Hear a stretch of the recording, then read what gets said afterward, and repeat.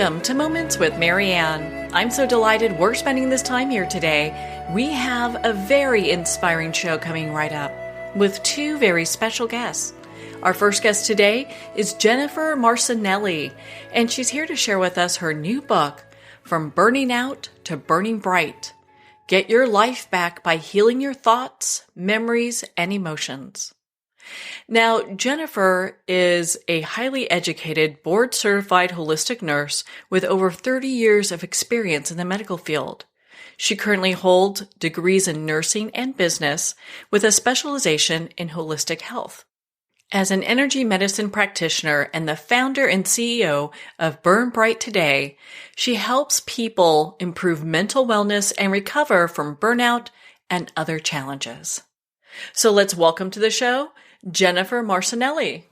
Well, thank you so much for having me, and hello from Houston. Oh my goodness. I am so glad that we get to talk about your book. I absolutely loved this book. I mean, I think it really, I'm sure many people, you probably get this all the time. I mean, I picked it up and I was like, oh my gosh, this book is talking to my soul. Oh, thank you for sharing that, because that's why I wrote it. I was hoping, that it would provide a soft place for people to land who have been where I was then, or who are now where I was then. So thank you for that. That's deeply meaningful to me. Oh my goodness. Well, and so why don't we talk about, what inspired you to write this book at this time? I think it came from deep within, that it was time to tell my story in a way and in a time where these type of challenges and intense challenges that many of us are facing today, I feel like it needs to be out in the public, not with just the connection over the challenges themselves, right? But to also provide solutions. Because as you know, I'm a licensed clinician. I'm a board certified holistic and registered nurse, and I'm a certified Reiki practitioner, gemstone and diamond therapy practitioner. So all of that came from the healing process that I had to go through following my burnout. So I just feel like this overwhelming sense that it is time for us to heal, and that we now need, we as people, right, need solutions. We need solutions to the challenges we're facing. And I just felt like it is time. Let's get this out here and see how many folks we can help. Well, my goodness. I mean, you're such a highly educated nurse. When we look at your background, I mean, I don't think there's any more alphabets that you could, put behind your name. You got it all.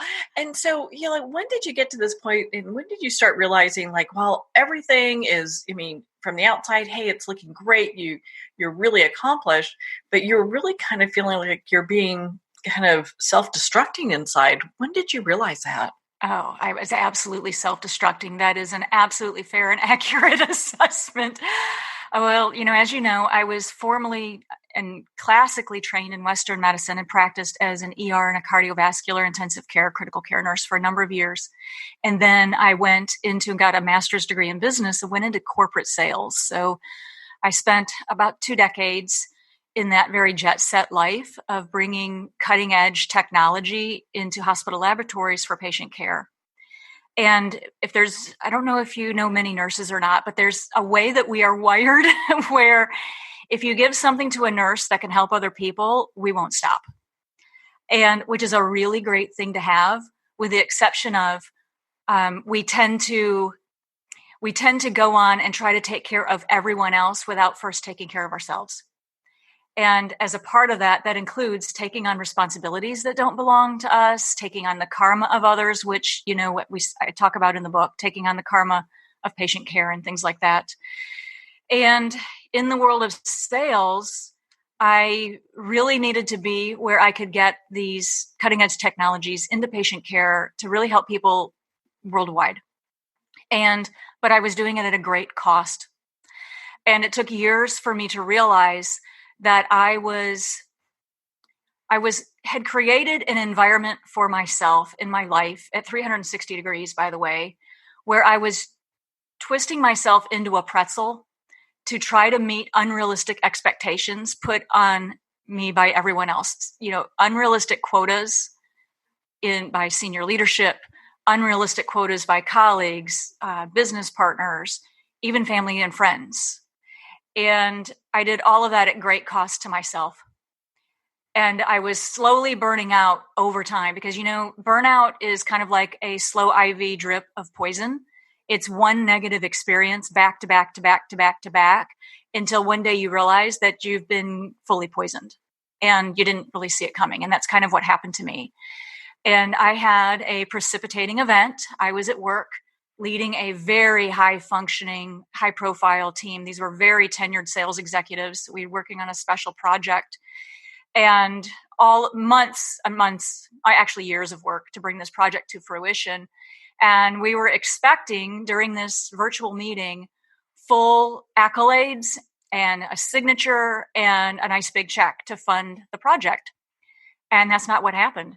We got on this virtual call together, and the direct manager, the gentleman in senior leadership that I directly reported to at the time, came out very off kilter, and everything that he had been hiding came out publicly, and he literally and figuratively kicked over the sandcastle and then stomped on it. So I was publicly humiliated, and I was deeply embarrassed, and it was very difficult. And not only was I humiliated and discredited, but as were my team members. So that, for me, as a person, as a business professional, and as a nurse, was probably one of the worst things that could ever take place, is to not only come at me, but to come at the team members. And it was the precipitating event. I found a way to get off that call and end the meeting. But then I was alone at home a little bit later when the energetics of it hit. And I found myself in the absolute end stages of burnout, to where I was fully symptomatic. My body and my hands were shaking uncontrollably. I was pacing in circles around my couch. All I could say was, oh my God, oh my God, oh my God, oh my God, oh my God. And I was actively suicidal. I mean, not just having suicidal thoughts, but I was actually going through the house trying to find out how I was going to do it. And I go into more detail about this in the book. And that was right on the edge of the end for me, right? My pupils were two different sizes. I was, having not only what medical definition would call a panic attack, but was also a nervous breakdown. But I was also having a neurological event, whether it be a stroke or an aneurysm, doesn't really matter. The point is that the energetic damage that I had sustained from all of that hate and anger and jealousy that had been projected on me, and that I had projected on others, and that which I had projected on myself, had come all the way down into the physical body, to the point where I was actually dying. And it's not that I wanted to die, but I actually was dying. And that it took, for me, that extreme case, because, I'm a really slow learner, and it had to build up to that intensity for me to get it, to make me change my life. And it did. And the point was made. And that was the event, the big turning point for me, if you will. Yeah, it's I think a lot of people go through that when your identity is so wrapped around what it is that you do. And that's like, we get up, we go to work, and we just strive to do the best job possible whenever, just throughout our day. Mm-hmm. And then to be hit with such criticism I think a lot of people can really take that to heart. Mm-hmm. Yes, you're so right. I was deeply identified with my designations, my licensure as a nurse, because, as you know, licensed clinicians are also held legally responsible, right? So we adapt that as well. And then in sales, I had also identified with my ability to overachieve, because in sales, oftentimes it's set up so that the harder you work, the more money you make. But then the trick is, every year they readjust the quotas and make it that much harder for you to make the same money as you were making last year, and make it that much harder to actually get paid. So it was this conundrum, right? This vicious cycle of trying to help people, trying to make a living, and trying to feel worthy of making the living I was making, which sounds just crazy, but that's the world I was living in. And it had to end for me. I had to completely change my life and change my direction. Yeah, that's such a tough place to be in. I can understand. I mean, when I worked in sales, you'd just work as hard as you could, and you'd hit certain goals, and then they would come out and say, "Okay, that was okay. Now we're bumping it up 5% next year." And you're like, "I just killed myself to do this." Right. So, With the illusion of incentive prizes and incentive trips. Because where I was in sales, it wasn't good enough just to make your quota. And I carried the highest quota in the company 4 years in a row. And every year I made what was called President's Club. And President's Club at the time was not only quota, you had to be like top 10%, or you had to be greater than 150% to plan. But there was also this underlying culture that if you weren't in President's Club, you weren't good enough. So nothing, the proverbial line kept getting moved in every direction to the point where, I imploded. Yeah, well, I mean, that makes a lot of sense. And, and it's interesting because I understand your book is actually getting a lot of buzz around nurses. It is. Why is that? I think, first of all, no one understands a nurse better than another nurse. And there's something that happens when we incarnate into nursing because nursing is a vocation. It's a calling. And many nurses are holistic by nature, and many nurses are actually healers. Not all, but many are actually healers. So I think that there's kind of like a sisterhood and a brotherhood, if you will, underlying everything that a nurse actually goes through. And I think you actually have to have worked in the field. And for example, if you go to the story in my book about the critical care patient, Lisa, when you get to that point, to where everything you're being asked to do things that are wrong. Nurses, being holistic, are also highly intuitive, and we're closest to the patient. And we rely heavily on our intuition. So a very, very good critical care or ER nurse or any type of a nurse knows when their patient is not doing well. And we will know that long before the instrumentation or the laboratory test or the diagnostics give us that information. It's an intuition. It's a gift. It's a part of what we've been born with. And part of the problem in the burnout in nursing in particular comes from that we are asked to do, not just asked to do, made to do things for patient care that we know isn't good for that patient at the time. And it goes against our inner guidance or our intuition. And every time that and that goes for anybody, any person who doesn't follow our intuition, every time we receive inner guidance through our intuition, me, you, anybody, and we don't follow through, it damages our relationships with ourselves, our intuition, and our highest self, and our spirituality. And that's what was taking place in nursing over and over and over again when I was practicing, and still does today. Until a point where a nurse just can't take it anymore. It's in a way very self-destructive to who we are and what we're here to do. And not to say that standards of procedure aren't necessary. They are. Protocols are absolutely necessary. 100% they are. Formularies, absolutely necessary. But we need to leave room to not only follow logic and standards of protocol and procedures, but to allow for that highest guidance of our intuition, because it's right every time. It's so tough. I mean, we've got people, especially nurses, you look at the job they do and there's so much that's on their plate. They have so many people they're responsible for. There's licensing involved. It's a lot different than a lot of other jobs.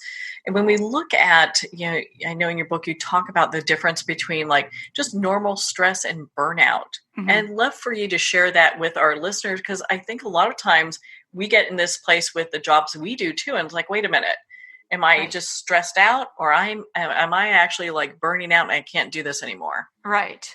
So burnout is a continuum, meaning that it has a wide range.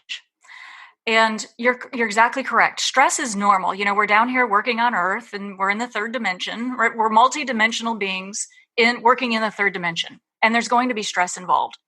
Stress is good, it's normal, and it's healthy when it is driving us to be the best that we can be, to use our creative ability to solve problems and to grow and to make changes in our relationships, changes in our work, changes, any type of change that we need to make that comes at us during life. We will experience tension and anxiety or stress, which is really just the inner conflict. We know what we're supposed to be doing and we're not doing it, right? We're going to feel stress. That's trying to get our attention that we need to act or not act or do something to get to a solution. That's normal. So if we're feeling a little bit of tension, anxiety, that actually gives us a little bit of an edge, keeps us on our toes, really keeps us paying attention, working well with others, learning to work well with others, and learning when to walk away from others who are toxic, and using that creative ability to find solutions every minute of the day, that's normal.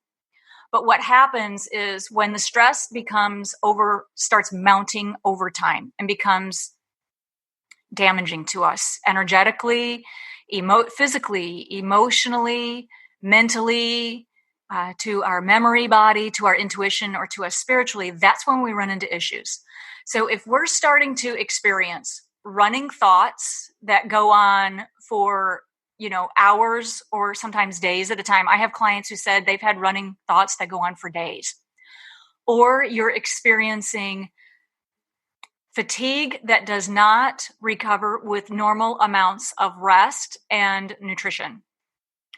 Or insomnia, difficulty sleeping or staying asleep that is not explainable. There are times where we might need to be awake a little bit more during the middle of the night, especially, for example, if we're doing experiencing a spiritual awakening or something like that. But we're talking, if these things keep going on, if you are overly tired, if you are experiencing anxiety not relieved by a solution, a normal, healthy, happy solution of some type, making a change in your life, addressing an issue, or if you are experiencing your emotions that flare uncontrollably, like you're crying for no reason, or you're lashing out where you normally would not have, like you, for example, you spill your coffee on a report and you just lose it. Okay, that's something different. That's a warning sign. If your relationships are not mutually beneficial, that is a warning sign. If somebody is if you have a relationship with anybody, it could be your manager, it could be a coworker, a colleague, a friend, a family member, that you do not feel uplifted and mutually beneficial in this relationship. If you have an interaction with them and you feel depleted when you leave them, those are huge warning signs of burnout, and they require attention. So depending on where you are in that continuum depends on what type of solution you may need to start looking at. Do you need something small? If you're experiencing mild symptoms, maybe you need to adjust your diet, adjust some relationships, get some rest, and adjust your exercise regimen.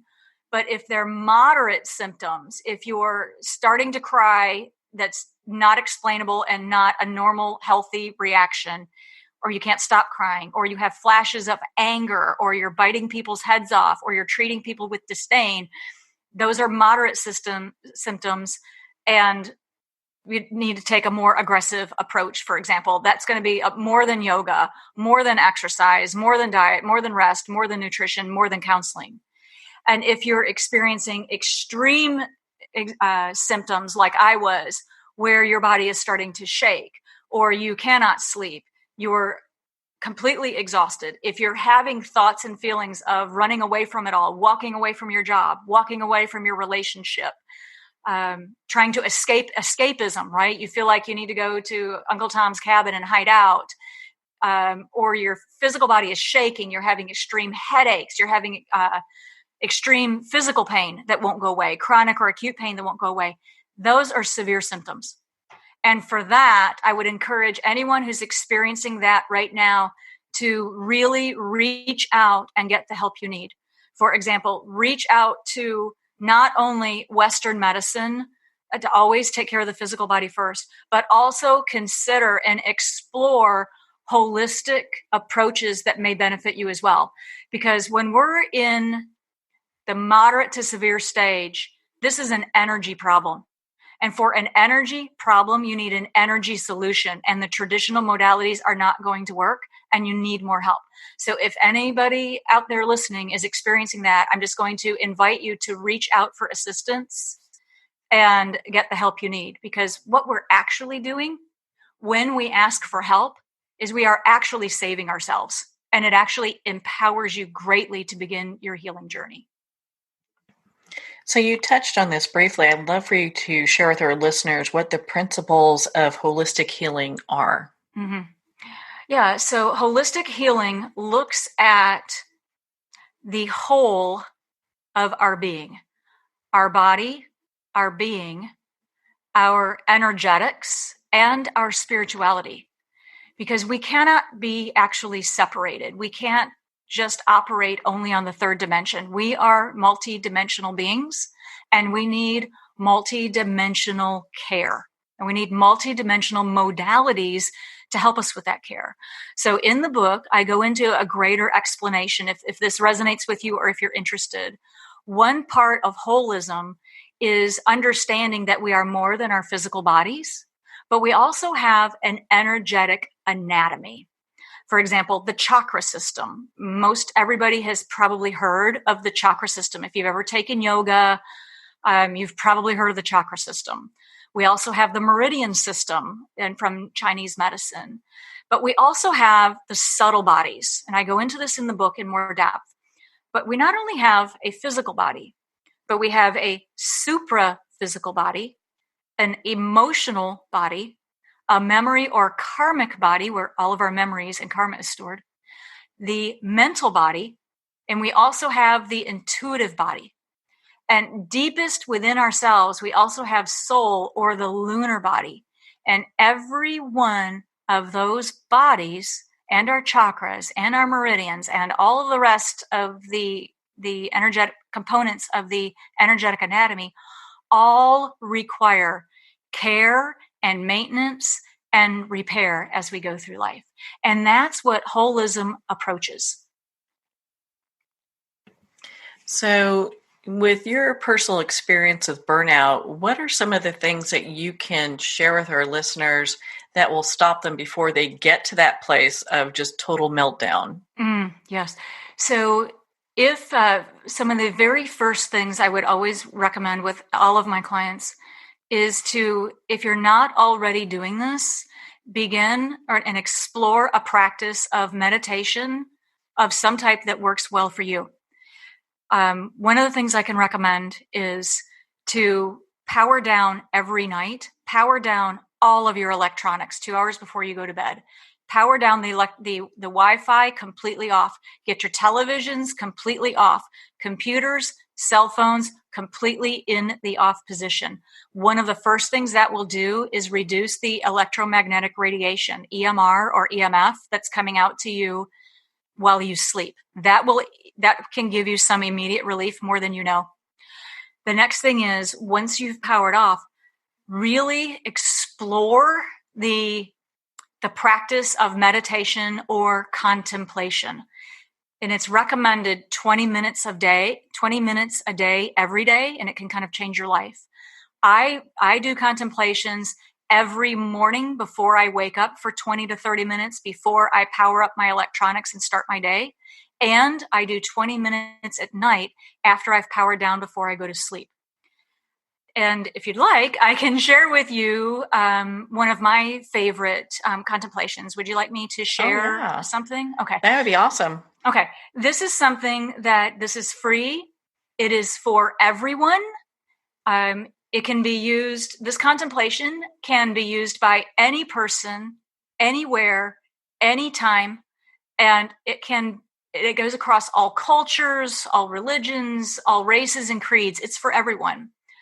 And this can help you immediately settle down, soothe yourself out, connect to the divine, and settle yourself down out of burnout and give you some relief. And it's called the hue. HU. It's one word. It's a sacred word. And it is sung on the outgoing breath. And I'll demonstrate it for you. So anytime that you can, sit quietly, close your eyes if you can, eyes open, eyes closed, whatever you're able to do. Take a nice, slow, deep breath in. And on the outgoing breath, you sing the HU. And it sounds like this. HU.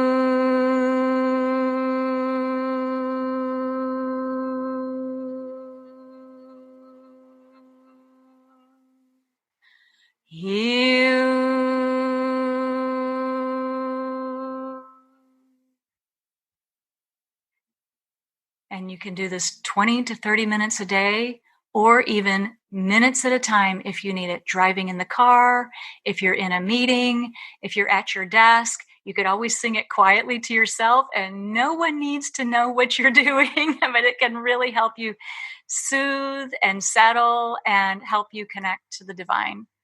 Oh, you could feel that just kind of happen as you're doing that. What a great way to kind of release that tension. Yes. It has saved my life.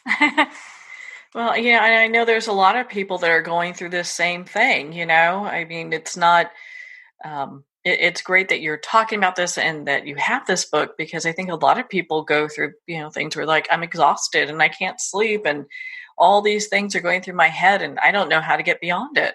Mm-hmm. Well, yeah, because sometimes the hardest part, and let's just speak just from the energetic perspective, once our energy field everything vibrates, right? And once our energy field becomes so vibrationally erratic, it's really hard to step out of that. It's difficult to break that tension, if you will, or that irregular vibration. And I have found that by singing the HU silently or to myself or out loud, if I'm where I can do that, can really help me break through that and really settle my vibrations. And I mean, literally, and I go to it in my book, but it's amazing how 20 minutes a day can save your life. Yeah, without a doubt. In your book, you really kind of dive into karma. And I think that a lot of people kind of throw that word around often, thinking it's something maybe that's not. And I'd love for you to share with us what karma is. So karma is far more than a religious belief. It's a spiritual fact, but it's also an energetic fact. There's actually science behind it, right? The science of carrying these vibrations with us through our lifetime, through our thoughts, words, deeds, actions. But we can also carry these vibrations, if you will, through past lives into our current life as well. And what karma actually really is, you're right, it's often made out to be a punishing tool, when it actually isn't. It's actually an accounting ledger. Karma within itself, once it's really understood and practiced and abided by, I have found that it really is neutral. It literally is the universal law of cause and effect playing out in our lives every day, whether we want it to or not. And it's designed to teach us, to help us unfold and grow, and to help us make our lives better. And energetically speaking, karma is carried or stored, if you will, in the causal body, the causal subtle body, which I go into in the book if you want to look at that in a little more depth.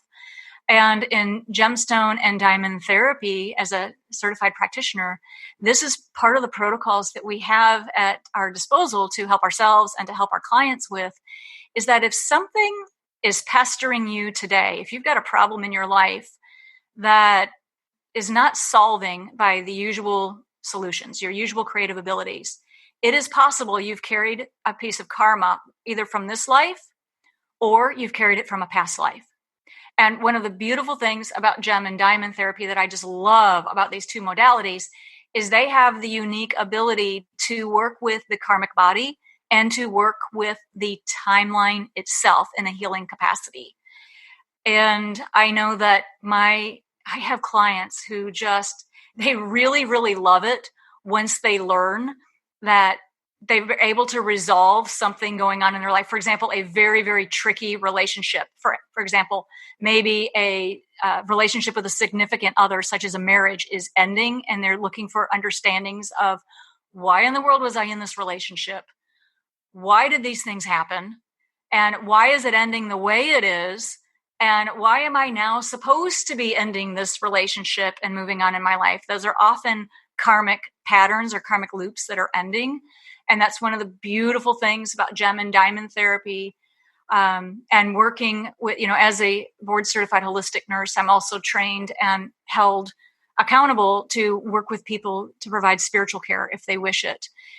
And that's part of the beautiful thing about holism and some of the holistic modalities, especially gem and diamond, is that we can begin working with this timeline, working with our karma to learn and understand it, clear it off, and help us learn our lessons so that we can heal and move forward. Because if we're not actually healing, we're just putting a Band-Aid on it and carrying forward. And that wound is going to continue to fester and fester and fester until we actually address the underlying issue. And that is the karmic root cause. What did I do? What happened in my life or occurred? What was the cause that is leading to the effect that I'm seeing in my life right now? So that kind of sums it up. Yeah. That gives it, well, it doesn't go over everything because my goodness, your book is so detailed. So Jennifer, where can our listeners connect with you, be part of your community, and learn more about the work that you do? Oh, yeah. So I warmly invite everyone to come to my website, burnbrighttoday.com. And I'm also on social media at burnbrighttoday. But if you come to the website, everything is in one place there.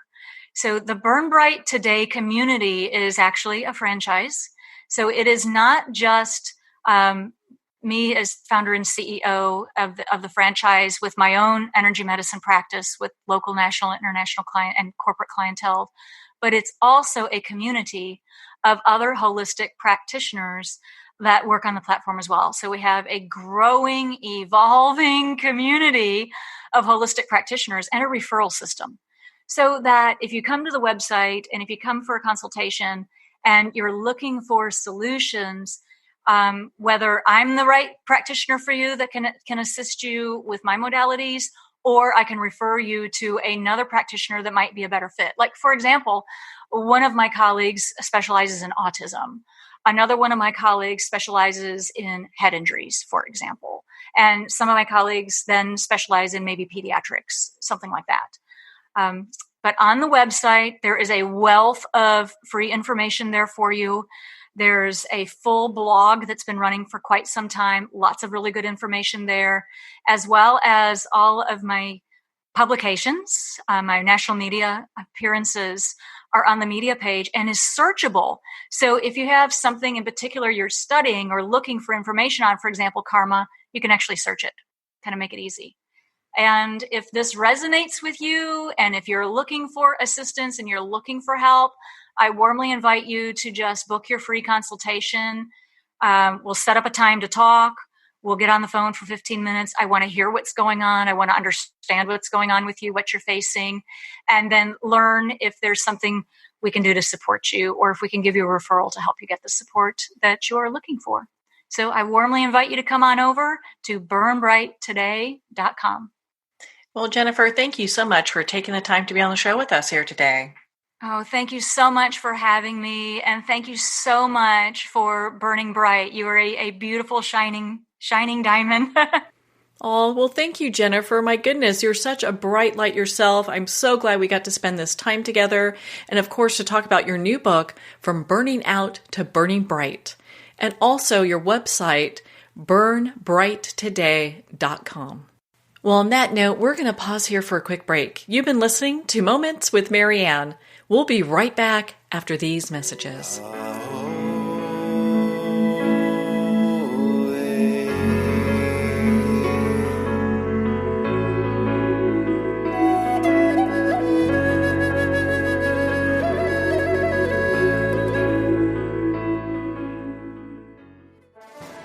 Internationally recognized and award-winning author Judy Goodman works and teaches outside the box of limited thinking. Working with people from every walk of life, her goal is to empower you to be the best you can be, no matter what the challenge is. Born with the gift of seeing beyond our normal vision, she has an extraordinary gift of working with every challenge. Teaching beyond conventional wisdom, her work is described as life-changing. Visit judygoodman.com. That's judygoodman.com.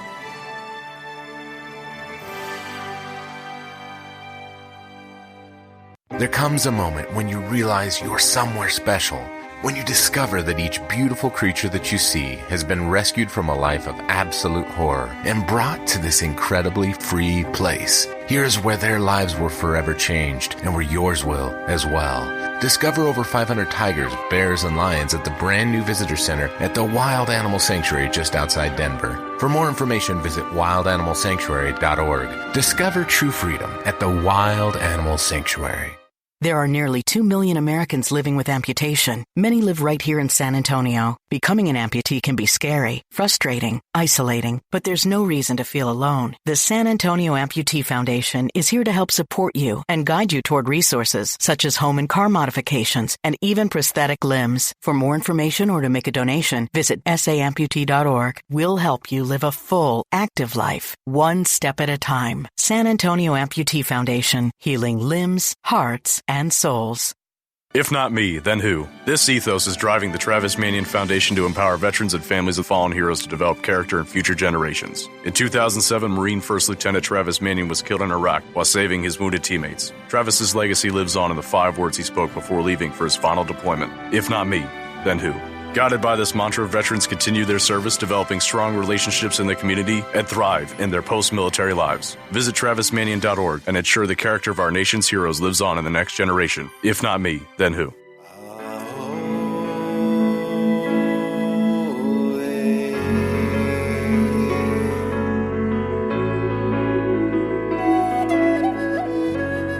Welcome back to Moments with Marianne. We're here today with our next special guest, Tami-Lynn-Kent, and she's here to share with us her new book, Wild Feminine: Finding Power, Spirit, and Joy in the Female Body.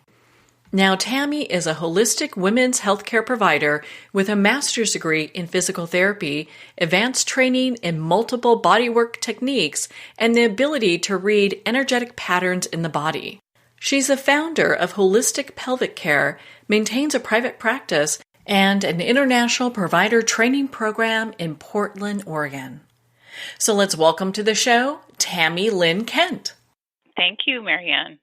You know, what an honor it is to have you here and to talk about this book. I've got to ask you, what started you on this path? Well, it was working with women's bodies and being, initially I'm a women's health physical therapist, which people may or may not know what that is. It's a specialty of physical therapy, and you work on the pelvic bowl primarily and work with all kinds of pelvic issues.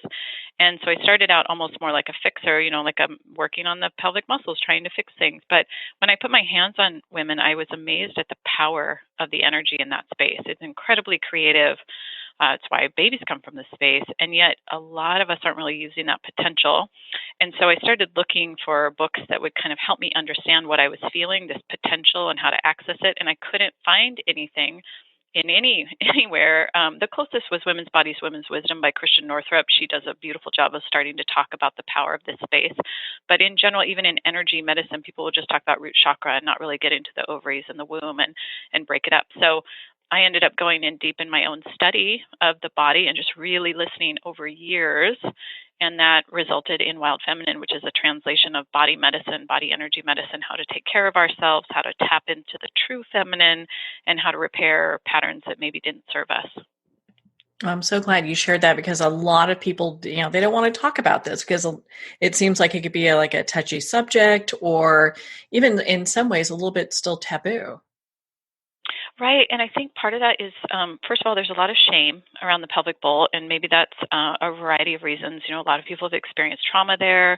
There's also just the fact that cultural shame, we're not always as open about that part of the body, or it becomes too sexual, or it becomes sexual before it's even just our own body. And so really underneath that, though, is this powerful, grounded, rooted with the earth, kind of cyclical medicine that is so important for every woman to tap into. And if there's any resistance, usually those are layers. When we're born and we're babies and little toddlers, we think all of our body is amazing. So somewhere along those layers maybe get in there. But as soon as you clear those layers out and you get past the shame or any resistance, you really see the beauty and the power that's there. And that's been my experience. That's why the subtitle of Wild Feminine is Finding Power, Spirit, and Joy in the Female Body, because no matter what a woman has experienced, no matter trauma or anything, really underneath there is power, spirit, and joy that is her birthright to access. So I've witnessed that in countless women where we've gone on a journey to just tap back into that. And the Wild Feminine came out of that desire to help guide women back to that place in themselves. So what does it mean to really recognize our own feminine? What does that mean? Right. That is something that first for me was more of a question. When I was in the pelvic space, I felt something I'd hardly accessed, kind of this beautiful power. And I think we most see it in birth, when, the power of growing a baby and birthing a baby. There's something there that can't be denied. And some women have traumatic births, so they may not feel that. But there's a lot of healing we can actually do around that. But, the female body is unique. It's cyclical. We have this cyclical rhythm in our bodies with our womb. And there's a lot of feminine aspects. And when I got into the body, I still was, I felt sort of a disconnect in myself and a disconnect in the culture at large. We pretty much don't live by our rhythms or cyclically. We kind of plow ahead in a more Western model of just work, work, work. And so I wanted to understand what was missing, and the word feminine kept coming up. So it really was a study for me to delve into that and answer that very question. So it's not easily answered, but I would say the gist of the feminine to me is connecting into the mystery and things that are less known, where you kind of touch into that realm of things that are unformed that become formed. So let's say like a feminine process is being creative. So whenever you're being creative, you're kind of touching into the potential of something and then you're making it happen. So that could be a baby, that could be a meal, that could be a home, that could be a career. And that's a very feminine process where we touch into the mystery and we work with energy to create something. So for me, the feminine is really coming into your own ability to do that, to touch into the mystery, and then be more of a conscious director of your creative potential in your life. What are some of the ways that you find that women end up blocking their own feminine power? Well, I think it's almost a systemic block. I think there's a lot of things that I think part of the shame on the female body maybe came out of the desire to block women's own power, some of the patriarchal models we have. So shame is a good way that stops you in your tracks, because nobody wants to feel shame. So when we start putting shame, people start stepping away. So let's say women have this real creative power in their pelvic bowls, right? Well, if we start putting shame around it, it's going to limit their access to the power. So I think one of the number one ways is women feeling ashamed even of their menstrual cycles. I talk about this I did a TED Talk, and it's called The Vagina Whisperer, Moving from Shame to Honor in the Female Body. And that subtitle I feel really strongly about. I hope, my prayer is that every woman looks at maybe where she's carrying shame around her femininity or her female body and really works to shift that to honor, because that is how we move from powerless to power. It's really true power when you start to honor your potential. You honor your body as sacred. You honor your own femininity and how that also can transmute to masculinity, because we all have feminine and masculine traits. But when you take the shame out and you start working with where you have shame, maybe shame is around your expression. Maybe it's around your actual vagina or pelvic space. Maybe it's around your menstrual cycle. Maybe it's around your power. All of those things are really what I talk about in my TED Talk, is where women have shame is where their access to power is blocked, but also their antidote to unblocking their power. That's so powerful. My goodness, you kind of really open up that for discussion, because when we look at shame in general, especially with women and about our bodies, It could be the way our bodies look. It could be that we were sexually assaulted. I mean, there's so many things that could lead to that shame.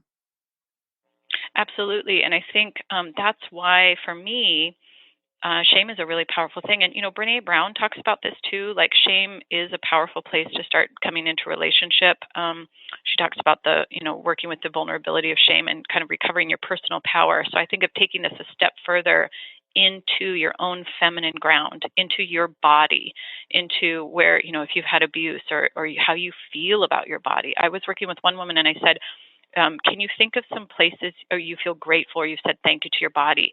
And she realized she was mostly frustrated with aspects of her body. And just even that simple act of saying thank you to your body and starting to honor your body. Shame can be a journey where you delve into it, but it also can be as simple as shifting that negative thought pattern into one of honoring, even if you don't really feel it. But if you just start saying thank you to your body, thank you to your pelvis, thank you to, you go through your whole body and do a gratitude blessing, that is a powerful shift. And it will start to shift the way you relate to your body and the way you sit in your body. So it's, there's lots of ways you can take this, but shame is something we generally move away from because it's uncomfortable and nobody really wants to experience it. And believe me, I found this working in the pelvic bowl. It's like, this is the work I do. So I get to see how ashamed people are if it comes up, even what I do for work. And so I honor the female body. I cherish the female body. I think every woman should know the power of that space. So going to shame is actually a way to unlock the places where you've lost touch with your power in your own path or even in your family lineage. Do you find that initially it's difficult for people and women to kind of find the languaging in regards to working with the pelvic bowl? I do, and partially that's why I ended up writing, I think, because when I first started, I was in more of a medical model physical therapy, and so the language was very anatomical and technical, and it didn't really tap into the beauty or the power or even the mystery that I saw with women, which was more of like a creative space. So I started working with language myself in even how I talked about it. So, for example, instead of talking about the pelvic muscles, I really talk about the root. Instead of talking about the anatomical aspects of the pelvic bowl or the pelvis, I talked about pelvic bowl. And I started using words like bowl is something we use in the kitchen. It's a container. Women have been the basket makers and the bowl makers forever because we are the ones that held the energy of the family and the community. So a bowl resonates in a different way than if you're just talking about the anatomy. And so I started using words that were more earthy and more poetic to describe the beauty and the power that I saw there. And that's where wild feminine, even that term, wild to me means nature and the beauty of nature, that untapped place that we all have within us. So the language was important to me because then it evokes something different. And a lot of wild feminine is stories, and stories also that are more lyrical or resonant so that we can get into this kind of meditative space with our body. So I encourage women to really just deepen their relationship with their body because for the most part, women either have a fractured relationship, a shameful relationship, or a partial relationship at best. And so it's like, okay, why don't we think of the body like a garden? And if you go in and you start to cultivate it and you start to nourish it and you start to work with it, you can start to cultivate and grow what you want to in your own field. It's a powerful thing to connect to that space a little more deeply. And it does equate to different ways of living. When women tap into their body, they take better care of themselves. They listen to themselves more deeply. They may live more rhythmically, not just work, but giving themselves breaks and times of rest. So it seems like a small shift, but it's quite powerful to begin doing that. When you shift the language, then you shift the relationship, and then you shift how you embody. Oh my goodness. And then that's where all the magic happens. And you look at, and you've kind of gone over a couple ways that women can reclaim that power, reclaim their feminine. What are some that we haven't touched on? Yeah, I mean, that's probably one of my motivations for writing a book is that I was working with women in the clinic and we would work on one aspect, but then that translated to a lot of things in their daily lives. So we think of it as a body relationship, right? How do I relate to my pelvis? How do I relate to my body and my root? But when you relate differently to that part of your body, it does tend to change your habits. So you might, instead of just working through a to-do list that never ends, you might actually take time to take a nap, take a walk, do some exercise, eat something nourishing. It changes how you live. And for me as a business owner, I have my own practice, I teach, I'm busy, but I stay connected to my body. So I tend to schedule my life in a more rhythmical way. So I do more of my teaching and my client work in the spring and the fall when I know my energy is stronger. And then in the winter and the summer, I pull back a little bit and I work more on my own nurturance or my family. And it's just little things like that make a huge difference over time. If you live a little more rhythmically, it's a way of reclaiming your power, reclaiming your time, taking care of yourself as precious. If women did that, it's life-changing, but it's also world-changing. It's how we teach the world to take better care of us. I really appreciate you going over that in a different way. I'm sure our audience got it, and sometimes I'm, a little bit slower than the average bear, but, it's interesting when you explain things one way, the way you just explained it really hit home for me. And it was just really, I think, very powerful for women to hear how we can make these adjustments and really kind of claim that feminine back. Absolutely. Well, and I don't know if you know, Marianne, too, that I actually wrote 2 other books. I ended up writing 3 books because there was so much information coming through. So just my first book is Wild Feminine, and that's about the body energy. My second book is about mothering from your center, and that's a lot about the specific journey of mothering and also healing birth trauma and things like that. But my third book is kind of what you were talking about. It's called Wild Creative, and it's how do you live a life from this place? Because I felt like the body connection was one piece, but then what does it look like to live more rhythmically or to incorporate the feminine into your life? And so Wild Creative talks about some strategies around that. So some of the things I just named, but you can really cultivate your energy flow just like you would cultivate a garden. And that's a way of taking back power, but you also will be better cared for when you do that. So in your book, and you on this topic, you talk about energy flow. What is organ energy? I heard that and I was like, okay, this is new. I'm kind of really, I'm interested in this. Right. Well, it's interesting watching the culture shift because I'm in a book group. We've been in this book group for 20 years, and I was kind of the only one speaking energy language because I happened into it because I was doing body work, and then I got interested in Chinese medicine, where in Chinese medicine they talk about qi, which is life force, or in yoga we talk about prana. So it's a concept known among certain fields, but in my book club, nobody really was talking about that. But over time, it's entered mainstream more and more. So now my book club, everybody can kind of speak that language now and start to understand energy is a thing. It's not just imaginary. Some people break it down to breath, how you breathe and move your breath through your body. Again, in yoga, it's called prana. In Chinese medicine, it's called qi. So it's a way of revitalizing your whole body and really actually your energy field. And there are places that energy flows and places it gets blocked. And you can imagine the places of health in the body are the places where you have more flow. And so we can break it down to breath. When you breathe, it's the places where you're tight and you don't get as much breath, you don't get as much oxygenation or nourishment exchange in that part of your body. And it's similar with qi. Qi tends to follow the breath. So there's various aspects of energy throughout the body. And, without going into the layers of it, some people talk about chakras and, there's different places we can examine energy flow. But one of the places is in organs. And in Chinese medicine, this is an ancient practice of understanding that actually all your organs have qi and have qi flow and have qi cycles. The liver and the intestines, the kidneys, all these things do. So what I was interested in, because I was in the pelvic bowl, is the ovaries and the womb. And what I started to notice, particularly in the ovaries, because there's 2, and you can kind of palpate side to side, is that usually one of the ovaries would have a little stronger energy and the other ovary would be a little less strong. So I started to think about, can we change that so that they're both vibrant? And yes, we could, by directing people's breath to that area, by using a little bit of internal massage, by doing awareness exercises.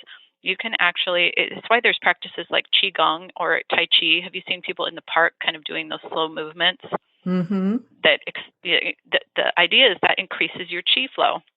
So what I was doing was using similar kind of techniques with breath and awareness to increase the chi flow, or the energy flow, in parts of the body. And what was particularly interesting to me, the womb also is very interesting because that's a deep cycle in our bodies.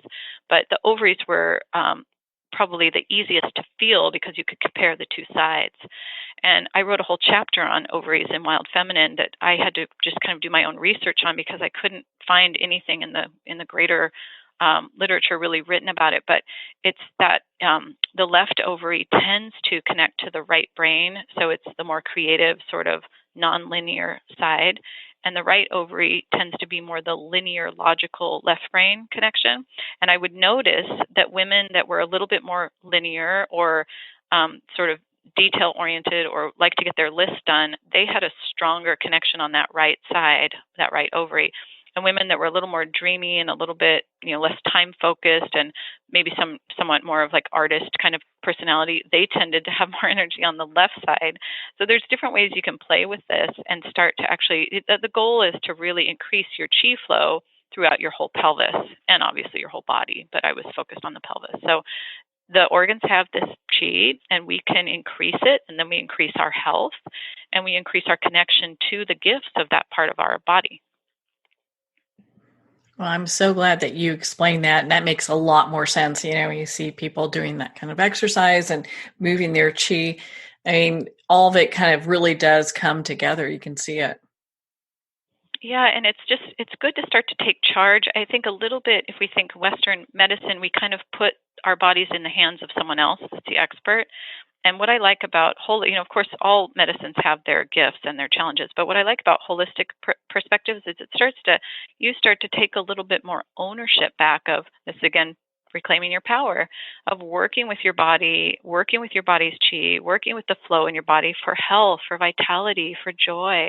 These are all very tangible, doable things. And, if we think of our women's health as just a pap exam, that detects changes when there's a problem. It doesn't really do anything. It's not a treatment or an intervention that is going to change the patterns we have in our body. So it's a mind shift to start thinking, oh, I could start actually taking care of this powerful place. In fact, I might even want to harness some of the energy in this space or increase it so that my life feels more vital and empowered. And I've witnessed it time and time again as women get rooted in here and start working on their own patterns.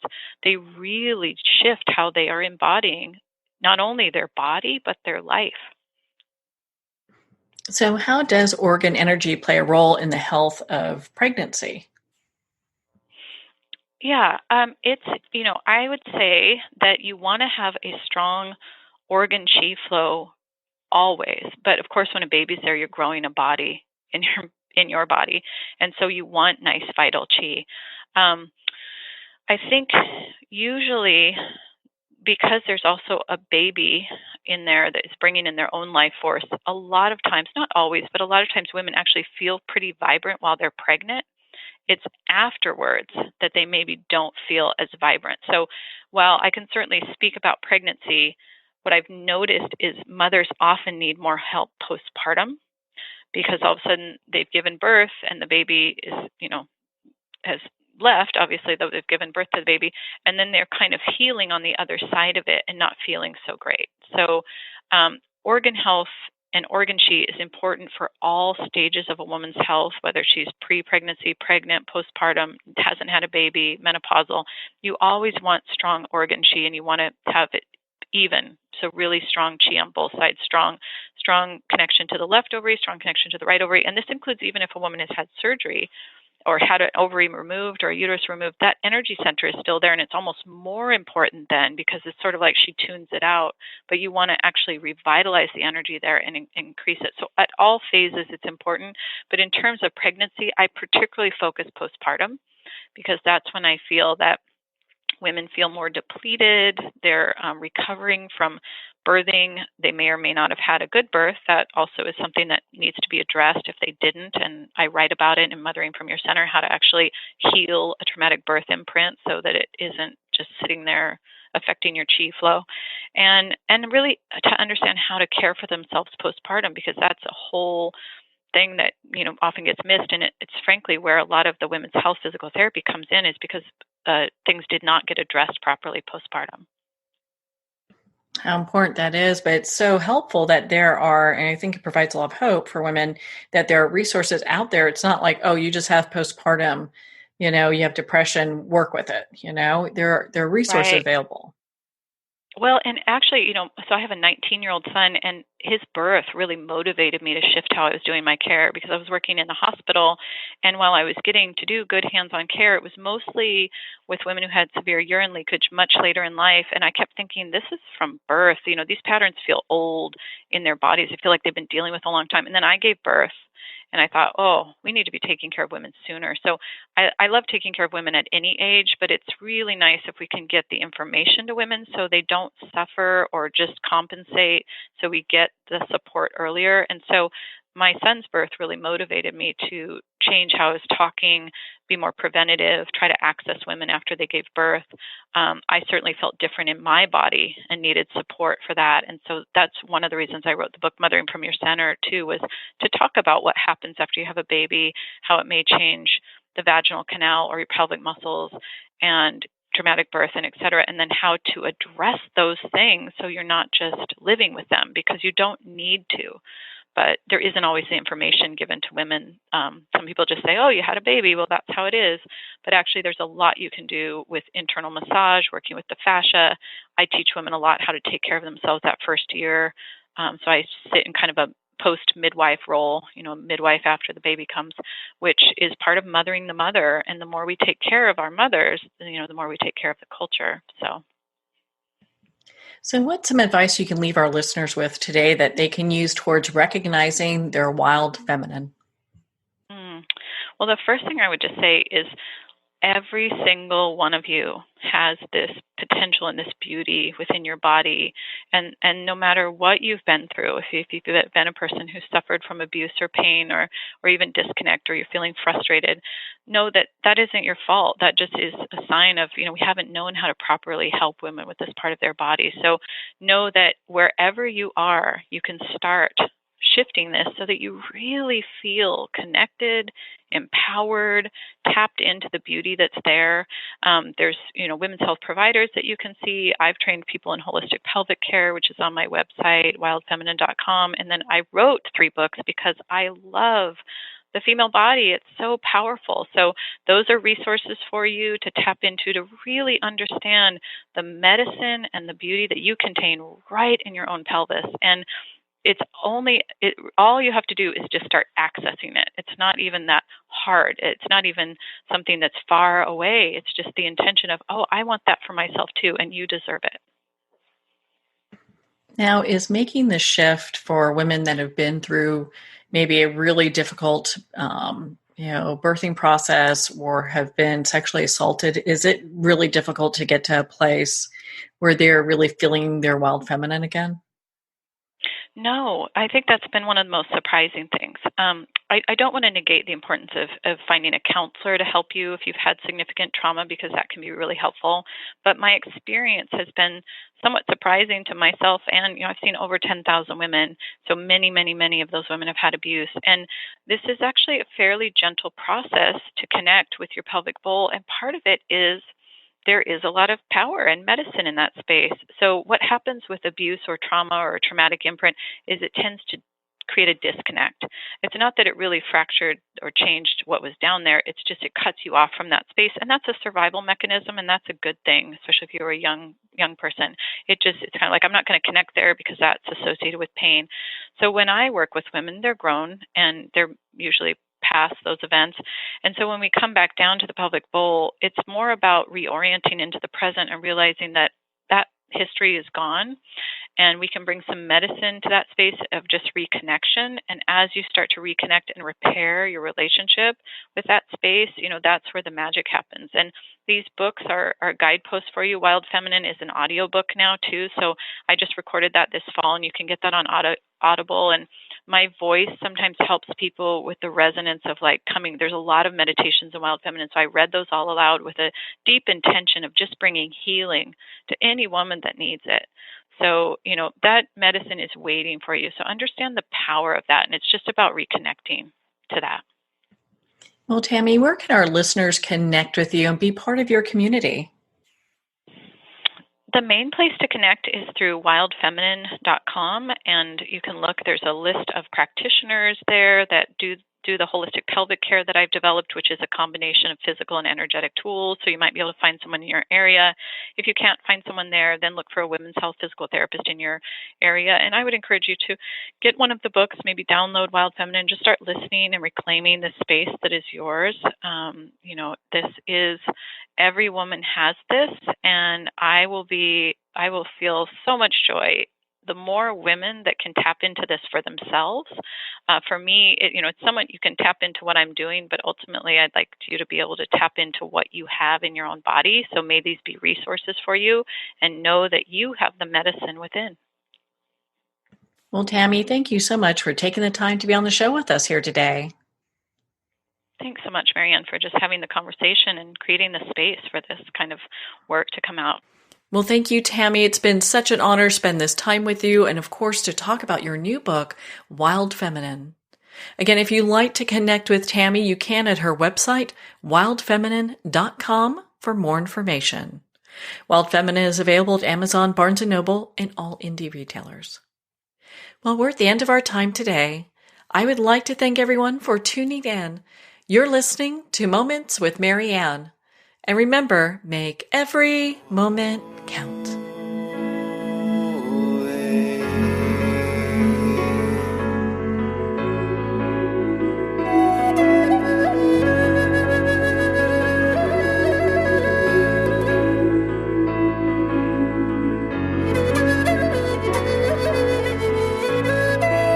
In a single moment, your life can change. Moments with Marianne is a transformative hour that covers an endless array of topics with the best of the best. Her guests are leaders in their fields, ranging from inspirational authors, top industry leaders, business and spiritual entrepreneurs. Each guest is gifted and a true visionary, a recognized leader in her own work, and while teaching others to develop, refocus, and grow, Marianne will bring the best guest and sometimes a special surprise.